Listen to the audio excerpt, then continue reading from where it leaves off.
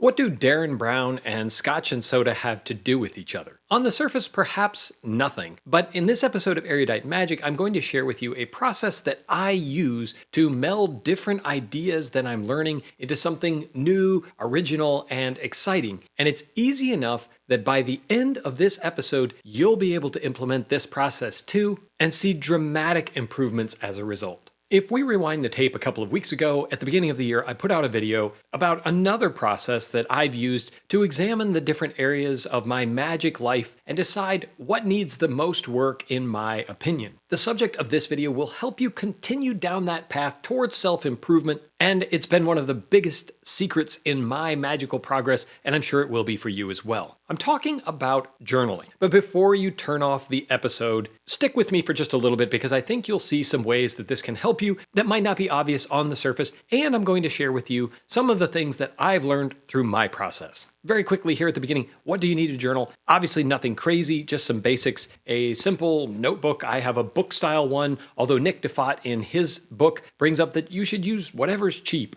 Because if you invest in something kind of expensive, you might feel pressured to write something great or something unique. And that isn't the goal. This is so much simpler than that. And of course, you'll need a pen or pencil. So with just some paper and a pen, you're set to go. Let's get into some of the tips about how this can actually improve your magic and share some of my biggest takeaways from doing it. I don't really remember where I first came across the idea, but I started to do this back around 2016, 17, 18, sporadically at least. And over time, I really liked what I was seeing there, so I started to do it more. I haven't always been consistent, and that's the beauty of this. You don't have to be consistent. If you are, that's a bonus. But one of the first opportunities and things I noticed about journaling is that it provided me with an opportunity for reflection and learning. Journaling about my progress in magic gave me a structured way to reflect on my experiences reading magic books or practicing tricks or even performing shows. What do I mean? What should you write down? That's the first big takeaway here. What should you write down? And that is everything. Everything you think of. If you're reading a book and you come across a trick you like, jot it down with the title of the trick and the page number. Maybe even the date that you read it first. Whatever catches your eye about that trick, make a note of what makes it interesting to you. I'll come back to that in a second about why that's important. If you think of a new presentation idea for a trick, no matter how bad you think it is, jot that down too. And if you think you've come up with a brand new sleight, commit that to paper as well. Because the important part about writing these down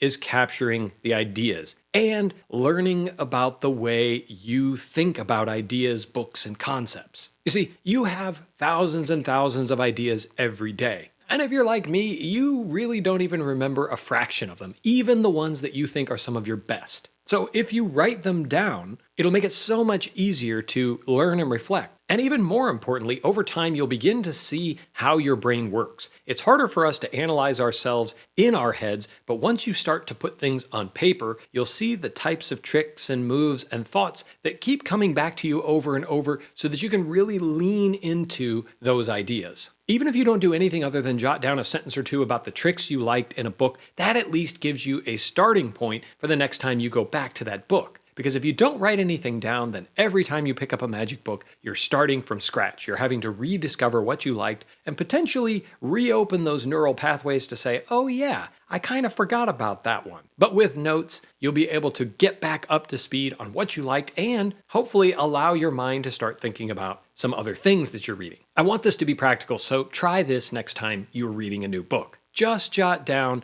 a couple of sentences. They can even be fragments. They don't need to be complete sentences about the biggest takeaways for each day that you read a book. It doesn't have to be anything earth-shattering or world-changing. Just write down what you're taking away from your reading at that moment. I promise that just this one tip, if you implement it, will help you decide where you are getting value out of your library, and in theory, this will help you when you're making future magic book purchases. Speaking of future magic book purchases, when you think about buying new books, you have a lot of options of where to shop. I recommend that you shop with the sponsor of this week's video, Don's Magic and Books. And it's not just because Don is a sponsor. I'm also a big customer of Don's. I always turn to him whenever I'm looking for something that I know is going to be harder to find out of print, because Don has such a great variety of books, especially those ones that you haven't seen for a while, or there might be fewer of them out there now that they're out of print. Of course, you can also get all of the latest and greatest books from him as well. And there's one thing that all of us as erudite magicians love: he focuses on books. So next time you're in the mood to add something to your library, be sure to check out his website, donsmagicandbooks.com. I will drop a link down in the description below, and I hope you'll take advantage of not only his great pricing, but his fast and free shipping if you meet certain thresholds in the United States. Once you've started to incorporate writing some things down about tricks you want to learn, or ideas that you have, or presentations,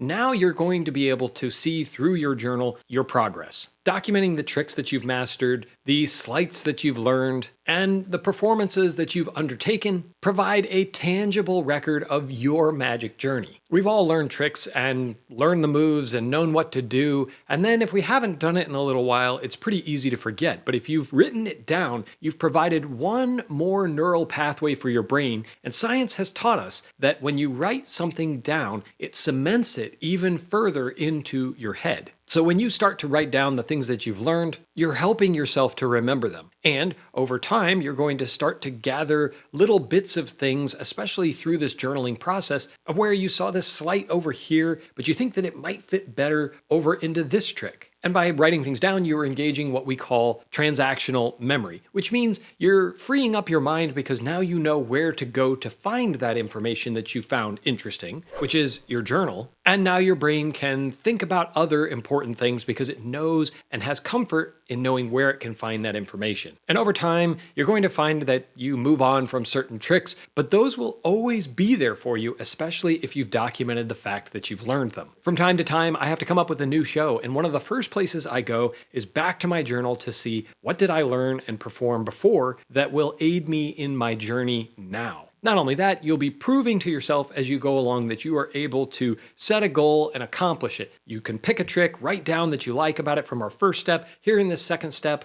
you're going to write down what you're learning, when you learned it, and as you flip back and look through your old notes, you're going to give yourself a boost of confidence knowing that you can learn things that you didn't know at one time. Plus, writing is just like any other muscle. The more you exercise it, the better it gets. When you first start out, you're going to be writing down things that might not seem that important and ultimately may not be. But over time, you build that muscle up, it gets better and better to where you're finally writing down things that really matter to you. An easy example for me is when I look at my YouTube journey here on Erudite Magic. It's been almost 4 years, and when I look back at the old ideas and things I was talking about, I didn't do that great of a job. But if I hadn't done that work, I wouldn't be making these videos now. And the same thing goes for my shows. If I hadn't studied those older books, practiced those older tricks, I wouldn't be doing the newer things that I'm doing now. Possibly the most exciting aspect of this process is that journaling can help you break through to find creative solutions to problems as you brainstorm. When you encounter problems or you just want to enhance a particular routine, writing down your thoughts can provide you with the clarity that you need to have a breakthrough. I can't tell you how many times I've read a trick and I thought, I like everything about it except for this one aspect. And writing that down allowed me to clarify the problem that I wanted to solve. And because I wrote it down, as I've said before, now I could free my mind up to think about that problem and even share it with some of my magic friends. If I had discussions with them about the possible solutions, then I came back to my journal to write down all of the different ideas that had been generated. And sometimes sifting through all of that information over a period of time allows you to find the perfect solution for your needs. I'll give you an example. It didn't come from a book, but I have performed Richard Osterland's Bank Night in my shows for quite some time. However, in reading some different things about Q&A, I realized that Q&A is interesting because you're learning about the people out in your audience. And therefore, I tried to find a way to incorporate Q&A into my bank night routine. How did I do it? I started to ask people to play a game and to participate in the opportunity to win $100 via the bank night plot. They had to share a secret with the rest of the group. I've had a lot of fun presenting this trick in that way, and I've received a number of entertaining answers during the show, a win for everybody involved. But I wouldn't have found that if I hadn't written down some of the problems that I had with the initial routine of Bank Night.